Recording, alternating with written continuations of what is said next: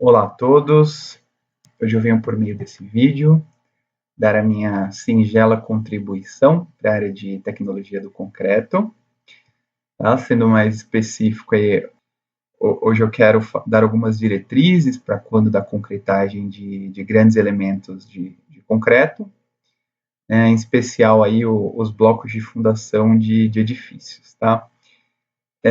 Esses elementos eles se encaixam na definição de concreto massa, e eles exigem conhecimento específico acerca aí do comportamento térmico, bem como das consequências negativas, né, que o calor de hidratação do cimento ele pode trazer aí a essas estruturas, tá? Então, me apresentando aqui rapidamente, eu me chamo Bruno Pessoa, eu sou engenheiro civil, eu me formei na Faculdade de Engenharia de São Paulo, na FESP. Sou mestrando em engenharia civil na parte de construção, tá? Também tecnologia do concreto, na Unicamp, a Universidade Estadual de Campinas. O primeiro contato aí com o tema que eu vou falar hoje foi ainda durante a graduação, tá? Onde eu desenvolvi o meu trabalho de conclusão de curso, também desenvolvi alguns artigos para o Instituto Brasileiro do Concreto, e o meu mestrado ele está sendo também em consonância aí com essa mesma linha de pesquisa, né, esse mesmo tema aí, que são os estudos térmicos para grandes estruturas de concreto. O intuito principal, então, dessa apresentação é meramente informativo, tá? Meramente didático. Eu percebo aí que, apesar do grande esforço que grandes profissionais e pesquisadores vêm fazendo, né, ao longo do tempo, como o Selmo Cooperman, né, o Carlos Brits, o Eduardo Gambale, dentre outros, ainda há um grande desconhecimento acerca desse tema. Bom, e acredito que só através da disseminação desse tipo de conhecimento que nós, de fato, conseguiremos mitigar as patologias de origem térmica que acometem as nossas estruturas de concreto. Então, só para a gente alinhar aqui os objetivos acerca desse vídeo, tá? Então, eu quero falar a respeito aqui hoje das patologias de origem térmica, quais são, como ocorrem, tá? Dar uma pincelada a respeito de dosagem de concreto refrigerado, mostrar como é realizada a medição da elevação de temperatura em uma grande estrutura de concreto, tá? Temperaturas estas que podem chegar aí até 80, 90 graus, tá? Somente aí pelo calor de hidratação do cimento. Falar a respeito, dar algumas dicas, né, quando de um evento desse porte, dar algumas dicas como se inspecionar uma central de concreto, que irá fornecer o concreto para o nosso elemento, e mostrar em um projeto real, um estudo térmico, que nós fomos consultados ainda no início desse, tá? Mostrar aí os resultados. Então vamos lá, né? Começando aqui pelas definições. Então, o que o American Concrete Institute, o ACI, ele define como concreto massa? Então, concreto massa é qualquer volume de concreto com dimensões suficientemente grandes para exigir que sejam tomadas medidas para lidar com a geração de calor de hidratação e a variação do volume do mesmo para minimizar fissuras. Tá. O que o nosso Instituto Brasileiro do Concreto, né, o IBRACON, ele também define sobre o mesmo tema. Então, concreto massa é qualquer volume de concreto moldado in situ, com dimensões de magnitude suficiente para exigir que sejam tomadas medidas para controlar a geração de calor e a variação de volume decorrente, a fim de minimizar a sua fissuração. Então, a gente pode ver aqui que ambas as definições, a gente vê a frase qualquer volume, né? E por que isso, né? Qualquer volume. Então, obviamente, esses estudos de geração de calor, eles começaram lá na década de 30, pelo engenheiro Roy Carlson, né, foi pioneiro nesses estudos aí, desenvolveu até um método de análise das tensões térmicas para as barragens, né, mas hoje em dia, tá, em função da evolução dos cimentos, né, cimentos cada vez mais finos, da própria tecnologia do concreto, blocos de fundação aí com FCK aí de 50 MPa, por exemplo, não é necessário que seja uma barragem, né, ou um grande elemento, como esse exposto na foto, para que medidas sejam necessárias aí para controlar essa geração de calor e as patologias que podem ser geradas devido a isso. Tá, então, voltando aqui na definição, né, nós temos a frase aqui, com dimensões suficientemente grandes. Tá? Então, por quê? E quais seriam essas dimensões? Tá? Então, vamos supor aqui que não seria, vamos supor aqui que essa laje, essa casinha aqui de 2 cômodos, né, fosse uma laje aí de um edifício de 200 metros cúbicos, por exemplo. E por que uma laje, né, de 200 metros cúbicos, ela não é considerada aí como uma estrutura de concreto massa, tá? Quando, por exemplo, um bloco de fundação, tá, de 200 metros cúbicos, ele já seria considerado um elemento de concreto massa, né? Por exemplo, um bloco aí de 10 metros de largura, 10 metros de comprimento e 2 metros de altura, tá? Por quê? Então, justamente aí por conta da altura da laje, tá? Então, a laje, por ter uma pequena espessura, né, ela consegue, e uma grande área aqui de exposição, ela consegue facilmente, através dos processos aí de convecção, trocar calor aqui com o ambiente que está circundando essa laje, e a temperatura interna ela não se eleva consideravelmente para que patologias sejam formadas. Então, como exemplo aqui, eu trago uma isoterma de uma laje, uma isoterma de um bloco de fundação, tá? Então, essa isoterma é linha de mesma temperatura, e aqui a gente pode observar, tá? Lembrando, né, que isso aqui foi tirado de um modelo computacional, que simula aí a elevação dessas temperaturas internamente nos elementos, nas estruturas. E a gente pode ver aqui que o bloco de fundação, por exemplo, ele acumula muito mais calor do que uma laje, tá? Aqui uma comparação bem simplista, mas dá para a gente já ter uma ideia, né? E por que isso ocorre, tá? Justamente por conta da baixa condutividade térmica que o concreto tem. Então, o concreto ele tem dificuldade de dissipar essa temperatura gerada pelo cimento internamente, ele tem dificuldade de dissipá-la para o ambiente. Então, mas qual seria a consequência, né, quando não tomadas as devidas precauções, né? Quais seriam as consequências disso? Então, uma das consequências, tá, são a formação das fissuras por retração térmica. Então, essas fissuras por retração térmica são essas aqui apresentadas na imagem, um exemplo delas, tá? Então, o aparecimento dessas fissuras está diretamente ligado aí à variação volumétrica do concreto, tá? Que ao aquecer, tá, ele aumenta de volume e durante o seu resfriamento ele retrai, tá? Então, a fissuração por retração térmica ela ocorre principalmente por 2 fatores. Primeiro, são gradientes térmicos, que é a diferença de temperatura, por exemplo, entre o centro e a temperatura externa, a temperatura ambiente externa. E o segundo aí são elevados graus de restrição para o elemento se deformar. Então, um exemplo aí de graus de restrição, né, a base de apoio, onde vou citar aí, vamos dar o exemplo do bloco, o bloco de fundação ele está apoiado. Quanto mais rígida for a base do bloco, mais por probabilidade você vai ter de fissuração. E as formas, por exemplo, as formas e também são restrições, e um pilar, por exemplo, nascendo aí no centro do elemento, como esse aqui exposto, também é um tipo aí de restrição interna.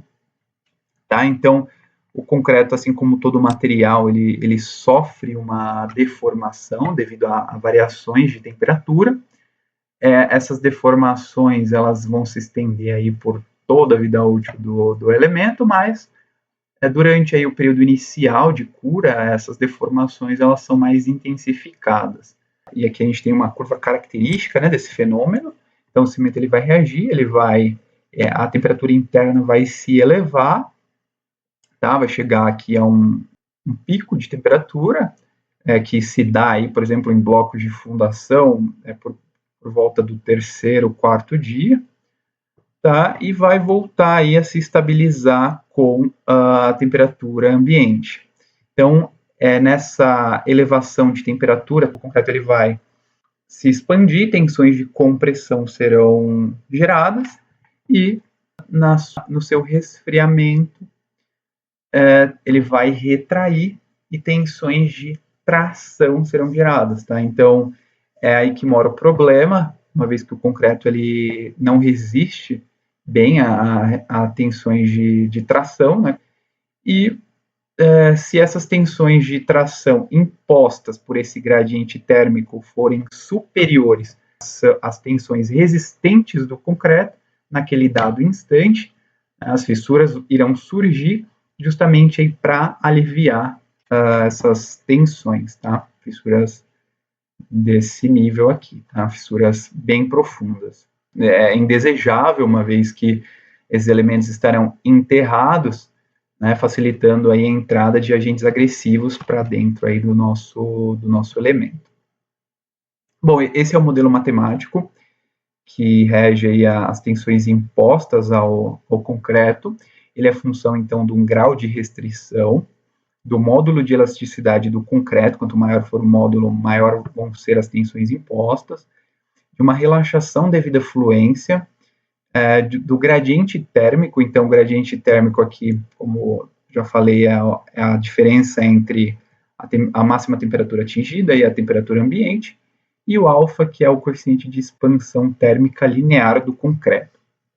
Bom, então vamos para um exemplo prático, né? Eu sei que deve ter bastante engenheiro assistindo esse vídeo, pelo menos eu espero, né? E eu sei que, como todo engenheiro, a gente precisa fazer uma continha ali para poder fixar bem o conteúdo, né? Então vamos fazer uma continha de padaria aqui, tá? Esse é um método expedito aí para a gente poder ter uma ideia de como seria o desenvolvimento aí dessas tensões.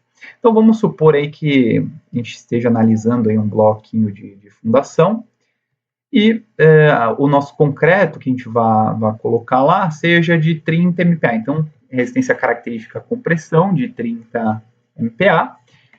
Vamos supor que essa tração seja 10% da compressão, então 3 MPa de tração. A temperatura ambiente na nossa obra seja 25 graus Celsius.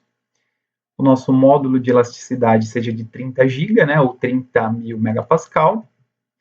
O alfa, que é o coeficiente de expansão térmica, seja 10, e o consumo de cimento seja de 300 kg por metro cúbico, né, para atingir esses 30 MPa. Então, o rendimento térmico, vamos supor que o rendimento térmico aí do nosso cimento seja de 0,10 graus Celsius por quilo por metro cúbico, nos gerando assim uma temperatura diabática de 30 graus Celsius, né? Então a multiplicação ali do consumo pelo rendimento térmico. O que significa isso, tá? Em condições adiabáticas, ou seja, quando esse cimento ele está reagindo sem troca de calor com o meio externo, ele nos geraria aí 30 graus de elevação de temperatura, tá? Então, restrição, coeficiente de restrição 0,5, tá? Agora vou explicar aqui esse ábaco, tá? Que é encontrado aí no ACI 207, também no livro do Mete Monteiro, para determinar justamente esse coeficiente de restrição.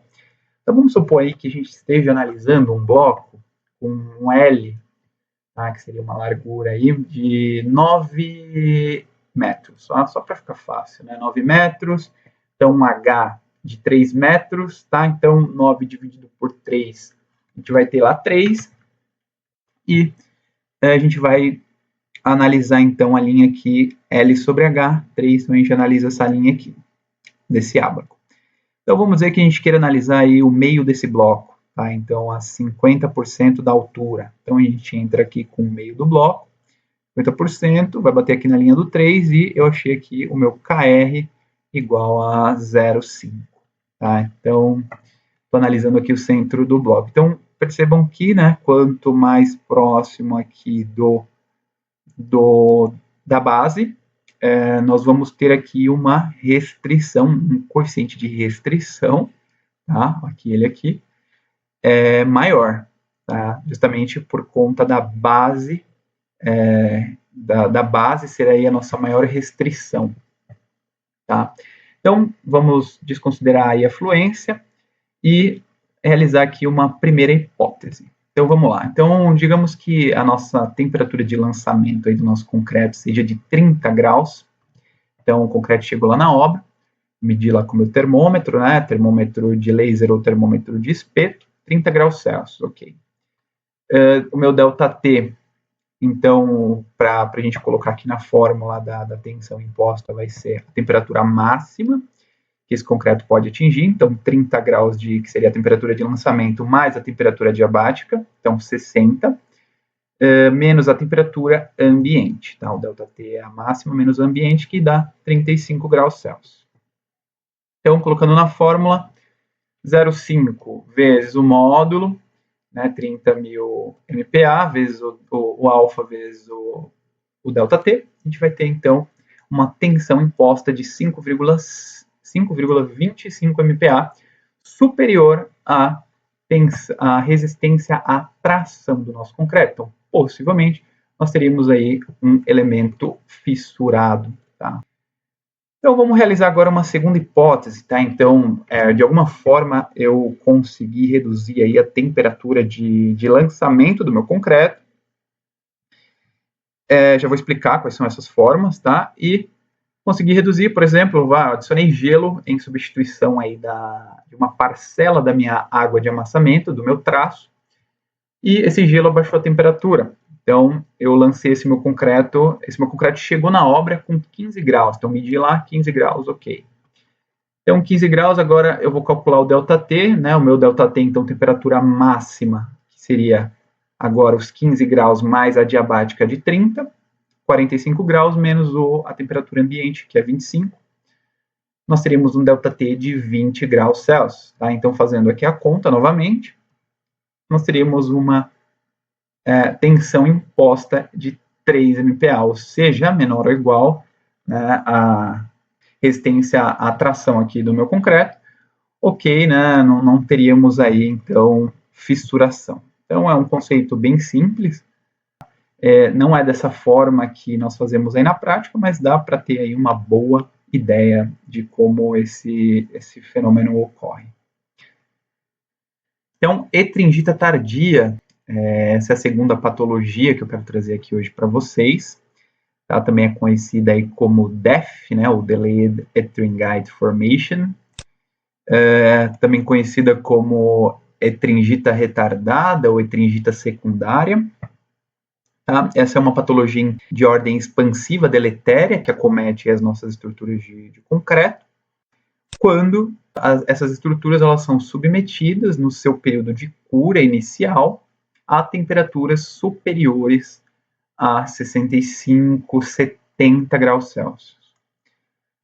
Essa é a cara das fissuras, tá? Elas se parecem bastante aí com as fissuras provocadas aí por reação álcali agregado, né, o RAA, mas obviamente o RAA ele se dá aí de uma outra forma. E vamos lá, né? Para a gente começar aqui a explicar a respeito da etringita tardia, é importante ressaltar que existe então uma etringita primária. Essa etringita primária, ela é produto da formação entre o C3A, né? Lembrando então das aulas de materiais de construção, o C3A, o aluminato tricálcico, que é um dos compostos do cimento, e o sulfato de cálcio, que é o gesso, que é adicionado ali no período final de fabricação do cimento Portland, justamente para controlar aí as pegas iniciais do cimento. Então, o C3A mais o sulfato de cálcio, eles vão reagir formando o trisulfoaluminato de cálcio ou a etringita primária. Tá? Essa etringita primária ela se forma e devido aí à alta fluidez da pasta, né, nas primeiras horas aí da hidratação do cimento, não causa aí nenhum efeito negativo. Tá? Mas quando essa matriz cimentícia, né, pode ser uma pasta de cimento, uma argamassa ou um concreto, ele é submetido aí a temperaturas superiores a 65, 70 graus Celsius. Essa etringita primária, ela acaba se dissolvendo, fazendo com que a nossa pasta de cimento, né, nosso concreto, ele fique latente em sulfatos, e quando na presença, então, de umidade, em um período posterior, quando o concreto já se encontra no estado endurecido, ele pode voltar, então, a recristalizar esses monossulfatos com algum C3A anidro ali, dentro daquela pasta, ele pode voltar a se recristalizar e gerar tensões aí de dentro para fora, que vão provocar essas fissuras aqui, né, que a gente vê na imagem aqui desse bloco. Tá, então, essa aqui é uma definição que alguns autores eles estão de acordo, né? Então, a etringita tardia ou etringita retardada, ela é definida, então, como a formação de etringita em matrizes cimentícias já endurecidas, através da dissolução de íons sulfatos presentes na pasta de cimento, tá? Em consequência de uma não formação de etringita primária, né? Ou uma formação e uma dissolução, né? Devido à exposição do elemento concretado a altas temperaturas durante o seu período de hidratação. Então, deve haver altas temperaturas, né, durante o período de hidratação, para que a etringita tardia ela ocorra. Então, aqui é um modelo holístico proposto aí pelo pesquisador Colepardi. Tá? Então, para que haja aí a etringita tardia, deve haver o desprendimento de sulfato, microfissuras, possivelmente essas microfissuras elas podem ter sido geradas ali por tensões oriundas de retrações térmicas, tá? Né? Superiores ali às resistentes, então já formam as fissuras que facilitam a formação da etringita tardia, tá? Uma coisa leva a outra. E umidade, né? Então, como a gente está falando aqui de blocos de fundação, sempre vai ter umidade presente. Então, esse é um modelo holístico aí proposto pelo pesquisador. Bom, então eu trago aqui para vocês um exemplo de recuperação desse tipo de patologia. Tá? Essas imagens aqui são de blocos de fundação de um edifício lá em Fortaleza. Tá? Quem fez a recuperação desses elementos foi a Módulo Engenharia. Tá? E por informações que eu tive, tá, de um colega de classe lá no mestrado, que um amigo dele participou da recuperação dessas estruturas, foi que eles tiveram um recalque no piso do subsolo aqui da garagem, e quando escavaram para verificar qual que era o problema, eles observaram que tinham fissuras nos blocos de fundação. Então, escavaram todos, né, e acabaram aí achando esse problemão. Então, esses blocos, eles estavam instalados nesses blocos aí a etringita tardia e o RA. Tá? Não sabiam ao certo qual que era etringita, qual que era RA, ou se tinha as duas patologias instaladas aí nos mesmos blocos. Tá? Então, as fissuras, elas foram, para recuperar, né, as fissuras elas foram tratadas e foi aplicado resina epóxi para o fechamento dessas fissuras, tá, para que a umidade ali não entre, né, recristalizando e gerando mais expansão. E esse bloco, então, ele foi encamisado e protendido tridimensionalmente aí, com esses perfis, tá, para garantir aí a monoliticidade desses elementos novamente, né. Então, aqui são mais algumas fotos da recuperação. Tá? E, né, como a gente pode ver aí, é mais preferível prevenir uma patologia desse tipo do que remediar, né? Bom, então como que a gente pode prevenir as nossas estruturas da ocorrência desses tipos de patologias aí que eu apresentei? Então, de uma forma geral, evidentemente, né, conhecendo as propriedades do concreto, tá? Conhecendo também a origem dos agregados em função da litologia do agregado, eu vou ter aí propriedades diferentes, as condições climáticas da região, ou seja, a temperatura, qual é a temperatura ambiente, qual é a velocidade do vento, isso vai influenciar no meu cálculo térmico. As dimensões da estrutura a ser concretada, então qual é a altura, a largura, o comprimento, o tipo de forma, né, qual que é o material da forma e as dimensões desse material, então se a forma é metálica, se a forma é de madeira, qual que é a condutividade térmica dessa forma, então tudo isso a gente tem que saber. O tipo de cura, vai ser uma cura química, vai ser uma lâmina d'água, quando que essa cura começa, quando essa cura termina,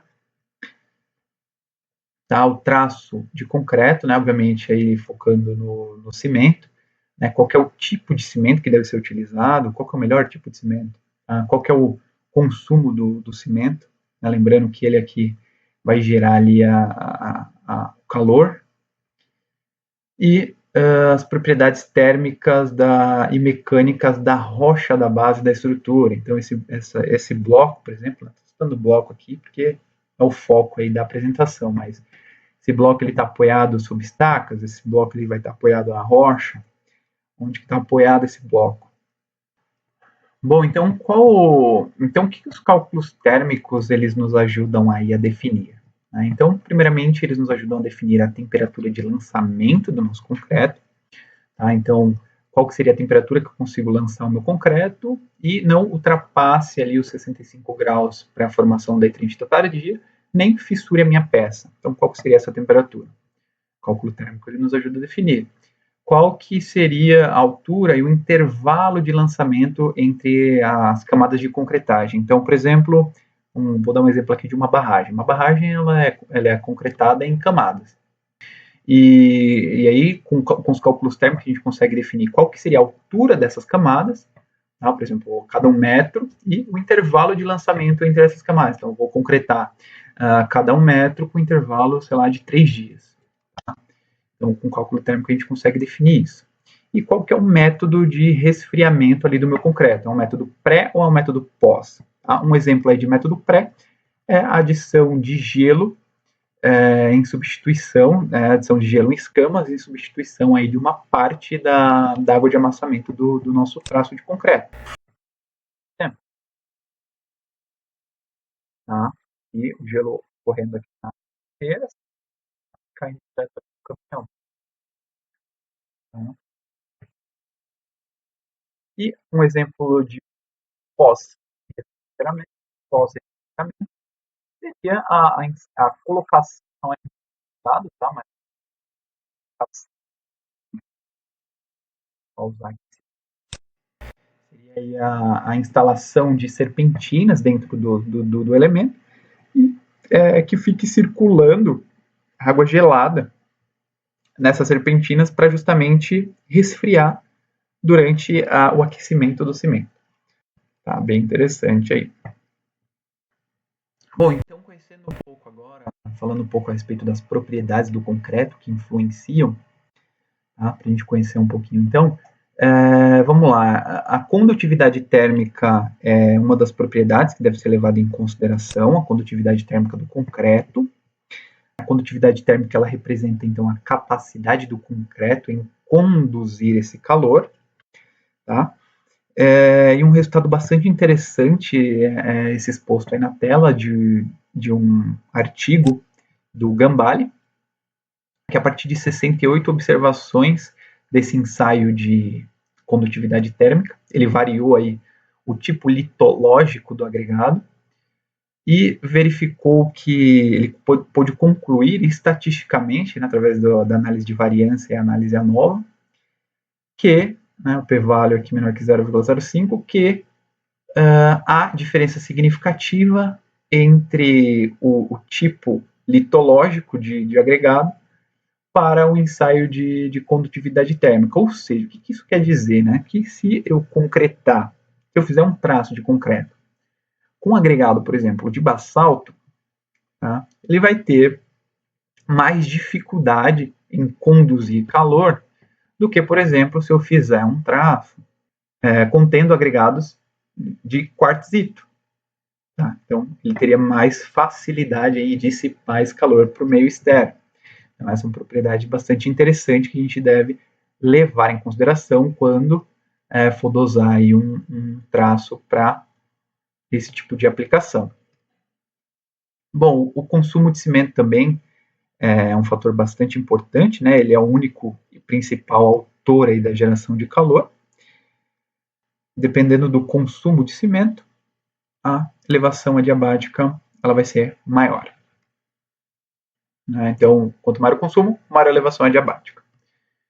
Temperatura de lançamento, então, tem uma proporcionalidade aí, então, dependendo da temperatura de lançamento, quanto maior for a temperatura de lançamento, maior vai ser a temperatura máxima atingida, né? E é a partir desse conceito que a gente abaixa a temperatura de lançamento para que atinja ali temperaturas mais amenas, né? Temperaturas máximas mais amenas. Bom, então a finura do cimento também é um fator bastante importante, a gente tem que levar em consideração. Então, vamos supor que o grão de cimento seja esse cubo, né? E a gente cortando ele no meio, então ele vai ser mais fino e vai ter mais área específica, né, para reagir ali com a água, para se hidratar. E cortando ele mais uma vez ali, seria um cimento ainda mais fino, e sendo mais fino ele possuiria mais área específica. Então, qual que é o problema de um cimento que tem bastante área específica, por exemplo, o cimento CP5? Ele vai reagir muito rápido, ele tem mais área para reagir com a água, então ele vai reagir muito rápido e vai liberar um calor muito rapidamente. Então, a curva de elevação de temperatura ela vai ser bem acentuada, e como o concreto ele tem uma baixa condutividade térmica, ele não vai conseguir dissipar isso tão rápido, né, vai provocar aí uma elevação drástica de temperatura. Bom, então o tipo de cimento também é um fator importantíssimo para a gente poder escolher. Tá? Então, aqui eu faço uma comparação entre dois tipos de cimento, um que é altamente recomendado para esse tipo de aplicação, que é o CP3, e o CP5, que não é um cimento recomendado para esse tipo de aplicação. Tá? Aqui eu peguei a tabela 4 e a tabela 2 da nova norma de cimento, aquela que veio para unificar todos os ensaios, né, que é 16.697. E por que o CP3 é mais recomendado? Justamente porque ele tem adição de escória, que substitui uma parte do clinker, e é no clinker que mora, né, os nossos vilões aqui, o C3S e o C3A. Então, reduzindo a quantidade de clinker, você vai conseguir reduzir aí a quantidade de calor liberado. Tá? O CP5, obviamente, ele tem mais clinker porque ele precisa responder esses requisitos aqui de resistências iniciais que ele precisa atender. Agora, como que a gente consegue quantificar o calor de hidratação, né? Sendo aí o calor de hidratação a quantidade de calor liberado por unidade de massa de cimento durante sua reação com a água de amassamento. Então, uma das formas de quantificar são através de medidas calorimétricas, tá? Aqui eu trago uma forma, através da norma 12.006, que é a determinação do calor de hidratação pelo método da garrafa de Langevin. Tá? Então, moldado uma argamassa, na verdade é misturada, né, uma argamassa com o cimento que quer se analisar. Esse cimento é inserido aqui nessa garrafa e são realizadas aí medidas de temperatura ao longo do tempo. Depois isso é convertido aqui para joule por grama. Então, a gente consegue ter uma ideia de quantos joules por grama de cimento que esse cimento ele vai liberar. Tá?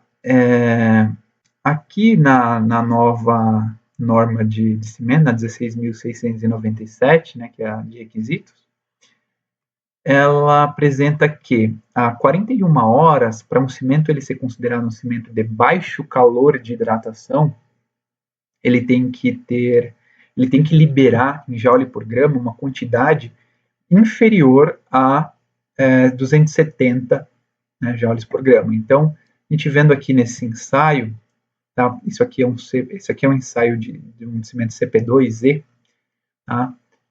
A partir desse ensaio, a gente pode ver que esse cimento aqui ele não é um cimento de baixo calor de hidratação. Tá? Bom, então chegou aqui na parte da inspeção na central de concreto. Vou dar algumas dicas de como realizar essa inspeção. Tá? Obviamente, aí, isso, o que eu vou falar aqui não exclui verificar todas as calibrações de todos os equipamentos, né? Mas vamos lá. Então, quero começar aqui falando dos silos do cimento. Então,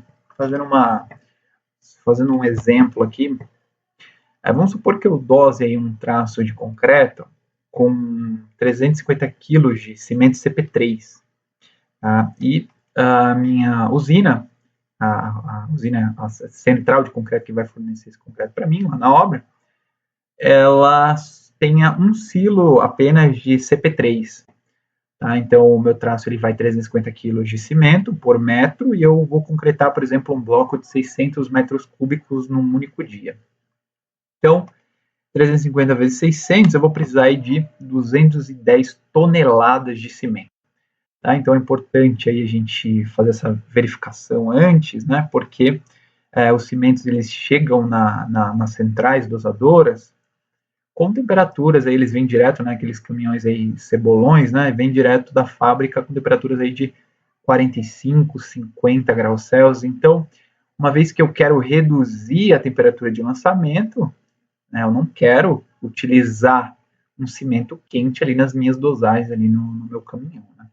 Então, é importante observar isso aí e é importante também entrar em acordo com a central, né, para que ela reserve ali um silo de cimento, 2 silos, né, dependendo do quanto você vai utilizar, dependendo do quantos silos a central tem, para que aquele cimento ele fique descansando ali por pelo menos 24 horas, para que seja utilizado ali com temperaturas mais próximas do ambiente.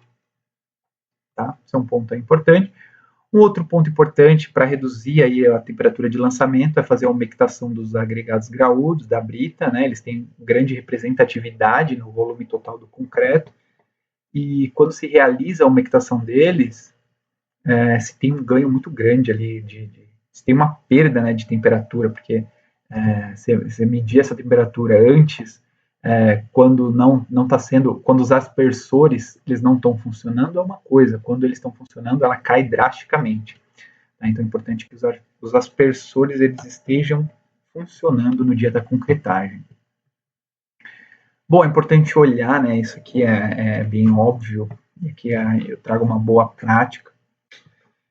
É importante olhar e a calibração dos hidrômetros, tanto dos caminhões quanto do bate-lastro aqui, e, se possível, né, realizar uma verificação, então medir a quantidade que está sendo carregada aqui no hidrômetro e a quantidade que está sendo inserida num recipiente, por exemplo, graduado, para ver se correspondem. Né?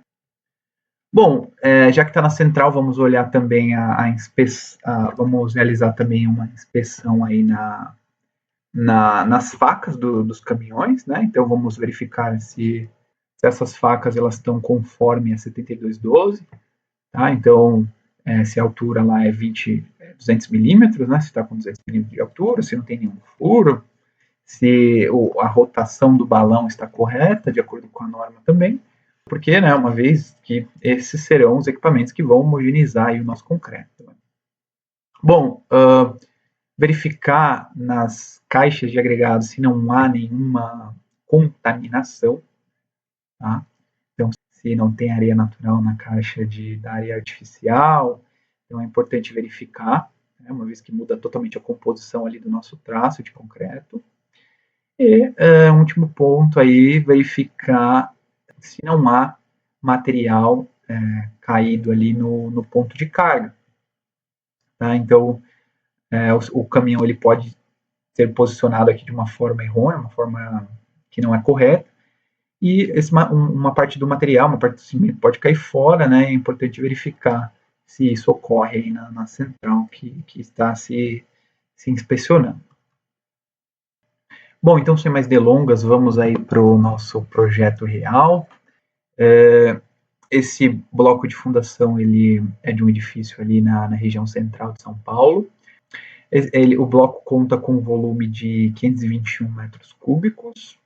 O concreto ele tinha requisito para o UFCK, né, resistência característica compressão ser superior a 40 MPa, um módulo de elasticidade maior que 30 e uma relação aguacimento menor ou igual a 0,45, né, em função ali da agressividade do ambiente.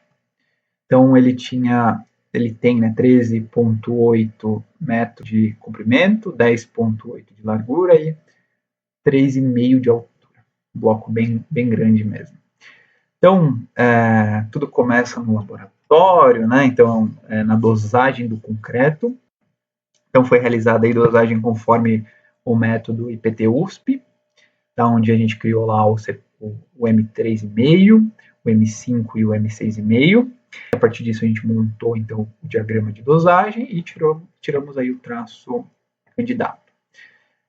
Então, esse traço, a gente dosou ele com CP3, que é o cimento recomendado para esse tipo de aplicação, né? Cimento com baixo calor de hidratação. Ainda reduzimos ainda mais o consumo, substituindo uma parte desse cimento por sílica, tá? E utilizamos aí também um aditivo estabilizador de hidratação. Tá? Então, esse aditivo estabilizador de hidratação, ele age ali ele age na superfície da partícula de cimento, diria que retardando um pouco mais a hidratação do cimento para que aquela curva de elevação do concreto, né, de temperatura, seja mais amena.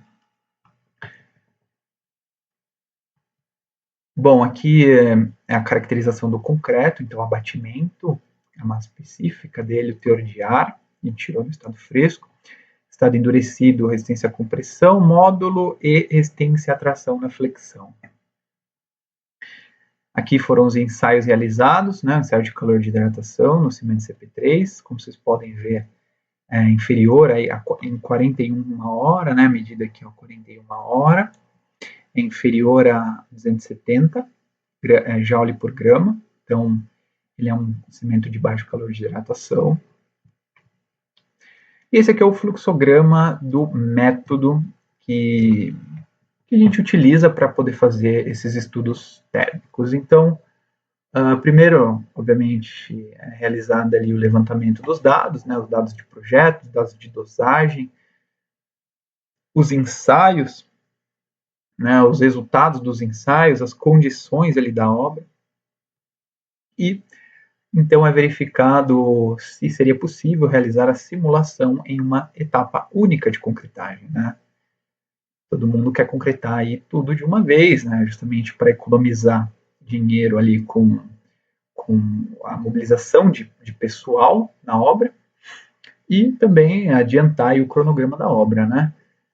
Então, é verificado se é realizada uma simulação computacional e é verificado se a temperatura interna no nosso elemento ali simulado, né, no modelo tridimensional, ele é inferior a 65 graus Celsius. É inferior? Sim. Então, verifica-se as tensões. Se as tensões elas são inferiores às resistentes. Tá? Então, são inferiores? Sim. Então, sim, podemos concretar esse elemento em uma única etapa de concretagem, de uma única só vez. Se as tensões não forem inferiores às resistentes, obviamente, teremos que realizar uma simulação, estudar aí uma segunda hipótese, né, a concretagem, em duas etapas. A mesma coisa acontece quando a temperatura interna máxima não é inferior a 65 graus. Tá? Então, duas etapas, verifica a temperatura, verifica tensões, né, e três etapas, né, e aí torna aí uma barragem, por exemplo, como numa barragem que é realizada em diversas etapas. Bom, então para simulação computacional eu utilizo um software desenvolvido a partir do método dos elementos finitos, baseado no método da maturidade, onde a evolução da temperatura é desenvolvida e com ela é desenvolvida também as tensões e as resistências desse elemento de concreto. E para isso nós temos que inserir alguns dados, né? Os dados aí, quanto mais fidedignos, maior vai ser a precisão desse software computacional. Então nós temos que inserir as dimensões, os materiais, então dados como densidade, condutividade térmica, capacidade térmica, condições de contorno, então temperatura ambiente, velocidade do vento. O software que eu utilizo para realizar os cálculos é o BeForecast.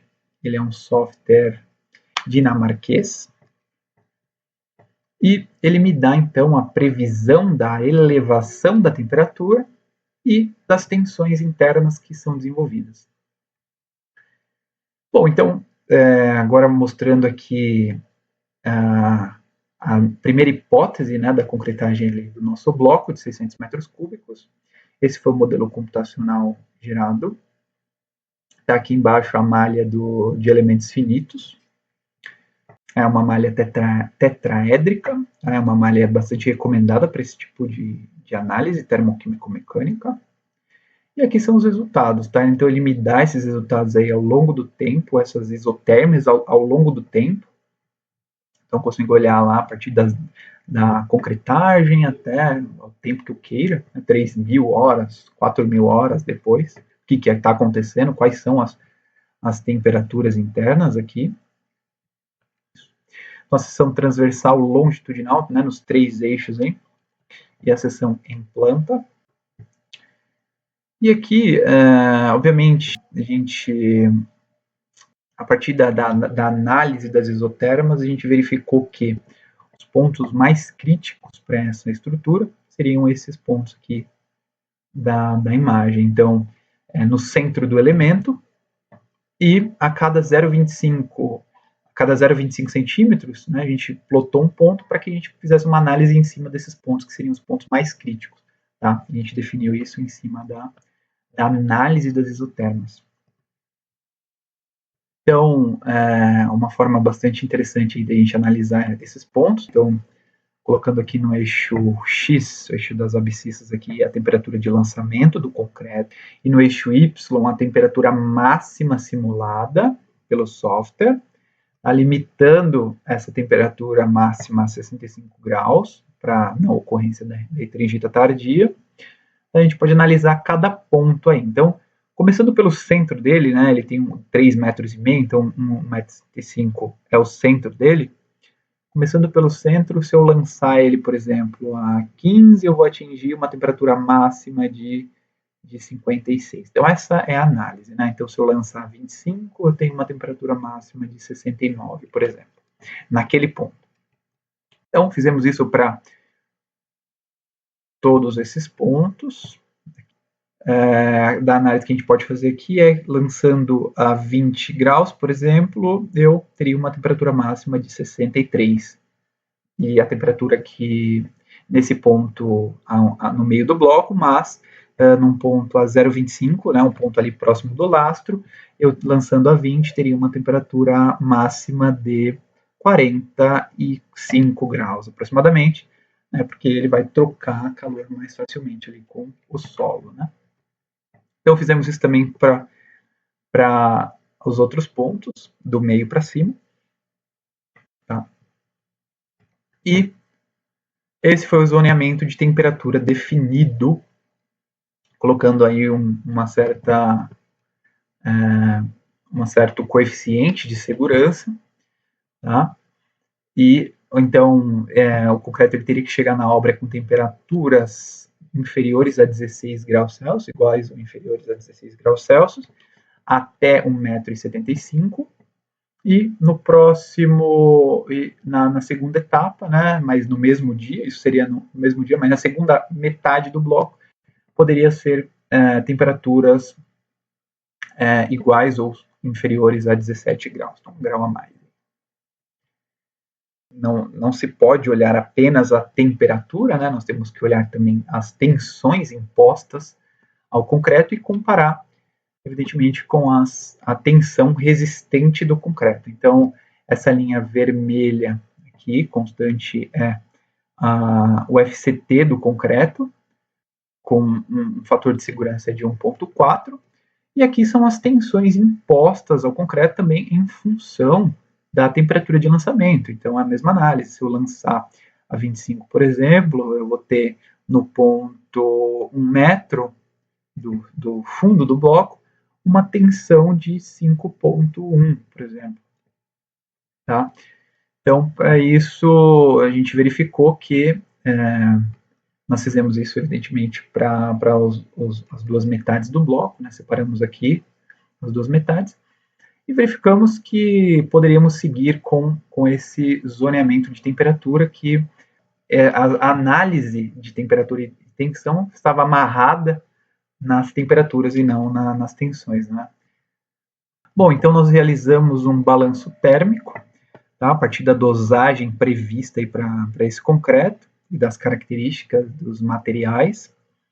A gente estimou aí pelo princípio da conservação de energia, que adicionando 0% de gelo em substituição da água de amassamento, não adicionando gelo nele, para abaixar a temperatura de lançamento, esse concreto ele iria chegar na obra com 34 graus Celsius.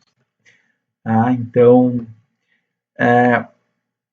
voltando aqui no resumo das temperaturas máximas simuladas, a gente entrando aqui com a informação de temperatura de lançamento de 34 graus Celsius, qual seria a máxima atingida no meio do bloco, por exemplo? Então, a máxima atingida seria de 79 graus. Então, uma temperatura muito alta. Então, agora fizemos um novo balanço, colocando 100% de gelo em substituição aí da água de amassamento. Tá? Nós teríamos aí uma temperatura de lançamento concreto na obra com 11 graus Celsius. Tá? Colocando um ganho de temperatura no transporte até o lançamento de 3 graus. Tá? Então ele sairia da central dosadora ali com 8 graus, chegaria na obra com 11 graus. Então, com isso, né, nós pegamos um dia e fizemos um protótipo.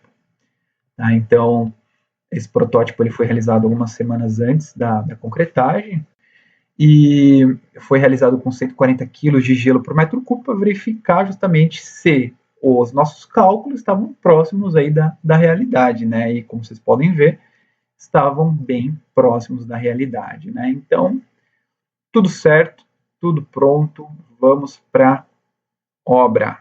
Então, esse é o dia D, que é o controle de recebimento aqui na obra. O pessoal ali fazendo um ensaio de abatimento. Em controle de aceitação, ele não estava condicionado ao abatimento. Tá? Então, uma vez que a gente estava controlando a quantidade de material que estava sendo carregado no caminhão, a quantidade de gelo que estava sendo adicionado, tá? A quantidade a gente estava controlando a umidade das areias, a cada 1 hora a gente fazia um ensaio de umidade, e controlando também a umidade, a água que estava sendo adicionada no batilastro e na obra. Tá? Não tinha por que a gente atrelar o recebimento com o ensaio de abatimento. Tá? Então, uma vez que quando a gente adiciona gelo, o abatimento ele vira um eletrocardiograma. Tá? Então, como a gente estava controlando toda a produção do concreto em si, a gente entrou como um acordo, né, entre os consultores, a obra e a central de concreto que estava fornecendo, que chegando concreto com 220, chegando com 180, iria ser descarregado da mesma forma, não iríamos atrelar isso a uma classe de abatimento. Se o concreto se não apresentasse exudação, nem segregação, ele iria ser descarregado. Tá? Então, aqui é a descarga do concreto.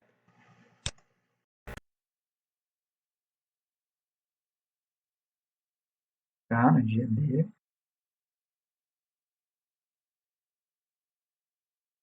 Olha lá. que é o esquema da concretagem. Então, tinham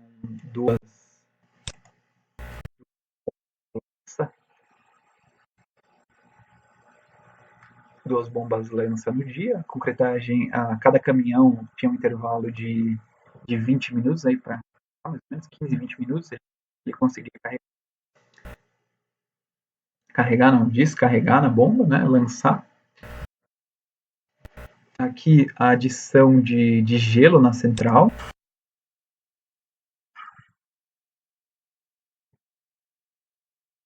Né, então, o processo aí tá, haja abraço aí para o pessoal de gelo, né, e fazendo um cálculo aqui, eu gosto sempre de fazer esse tipo de análise, né, fazendo um cálculo aqui.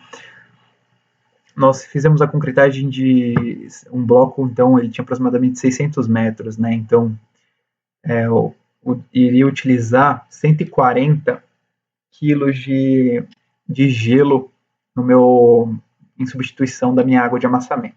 Então, 140, vamos supor que o gelo ele tem aí 20 quilos, tá? E é importante realizar a pesagem desse gelo, né, a cada 1 hora, por exemplo, pegar uma amostra ali de 4 sacos e fazer a pesagem, porque nem sempre esses sacos eles têm 20 quilos, tá? Já peguei saco com 15, já peguei saco com 23, 25 quilos. Então é importante realizar a pesagem. Mas voltando aqui na análise, tá? Se vai 140 quilos de gelo por metro cúbico, dividindo aí por 20, que seria um saco, eu tenho 7 sacos de gelo por metro. Então, vezes 600 metros, 4.200 sacos de gelo sendo adicionados dessa forma. Tá? Então, tem que ter braço aí. Bom, aqui é o controle de temperatura na central e na obra no dia. Então, tinha o pessoal do laboratório controlando na central, 7,5 na central, bem próximo lá do balanço térmico, né? 11 graus na obra. Tá? Essa foi uma das primeiras cargas aí que chegaram na obra.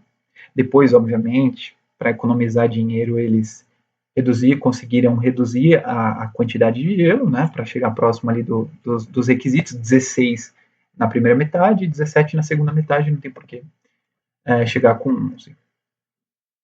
E agora a parte final, tá? Um dia antes aí da instalação, um dia antes da concretagem, nós fizemos a instalação dos termopares. Tá? Então, esses foram os pontos definidos aí para controle. E esse é o aparelho que é utilizado aí para fazer a medição dessa elevação de temperatura. Então, esse aparelho ele se chama Datalogger, né? É um aparelho que a gente configura a temperatura que quer, né? Se é grau Celsius ou Fahrenheit, e e qual que é o intervalo ou passo que ele vai fazer o registro dessa temperatura e armazenar ali num cartãozinho de memória. Então, acoplado nele, né, esses cabos. Então, esses cabos que vão fazer a medição da temperatura, então eles são compostos aí de cromel e alumel, esses cabos chamados termopares. Então, eles são unidos, as pontas deles são unidas e colocadas no ponto que a gente quer registrar ali a temperatura. E com o auxílio do Datalogger, ele faz a medição ali de corrente elétrica, né, a conversão ali de corrente elétrica para medida de temperatura. Essa medida é então registrada e depois a gente consegue ver qual que foi a elevação dessa temperatura ao longo do tempo. Tá? Então, os resultados disso aí foram esses aqui. Estou fazendo aqui uma breve análise. A gente teve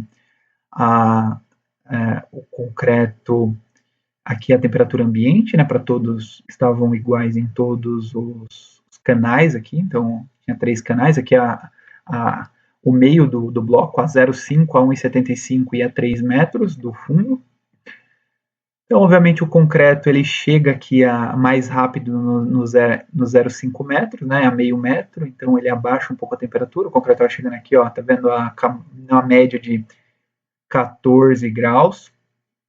Depois, a gente teve aí o concreto chegando aqui no meio do bloco, né, pouco menos até, né, a 13 graus mais ou menos. E aqui a 3 metros ele chegou um pouco mais, né, aqui a temperatura ela já estava se elevando, né, esse foi um dia bem quente, então ela chegou aqui a 17 graus mais ou menos, né, a temperatura de lançamento. Então atendeu aí o que a gente, né, obviamente a gente estava controlando isso na obra, então por isso que a gente sabe, controlando por termômetros. E analisando aqui os resultados, o ponto que teve o maior desenvolvimento de calor, de temperatura, né, foi o meio do bloco, como já era esperado, e a temperatura ficou inferior aos 65 graus, conforme nossa previsão, né? Amém. Ótimo, né? E depois disso nós fizemos então uma comparação do que foi medido e do que foi simulado. Então, pegando os 3 pontos aí que a gente estava analisando agora, o 0,5, 1,75 m, que seria no centro do elemento, a 1,75 m, ou seja, no meio, né? E o ponto de 3 metros, que seria no centro do elemento, a 3 metros do fundo, né? Próximo ali do topo. A gente tem pro simulado, a gente teve essas temperaturas máximas, e pro medido, através dos termopares, do que foi medido mesmo na obra, a gente teve essas temperaturas. E aqui eu faço uma relação entre o medido e o simulado para a gente ver o erro do software, né? Então, o medido em relação ao simulado para esse ponto foi de 15%, o medido em relação ao simulado para esse ponto foi de 9%, e aqui 2%. Então, muito próximo da realidade. Tá? Então, era isso que eu queria mostrar para vocês. Tá? Agradeço aí a atenção até esse momento. Né? E quem tiver alguma dúvida, alguma sugestão, até quem quiser me adicionar no LinkedIn, estou à disposição. Tá? Muito obrigado e até uma próxima.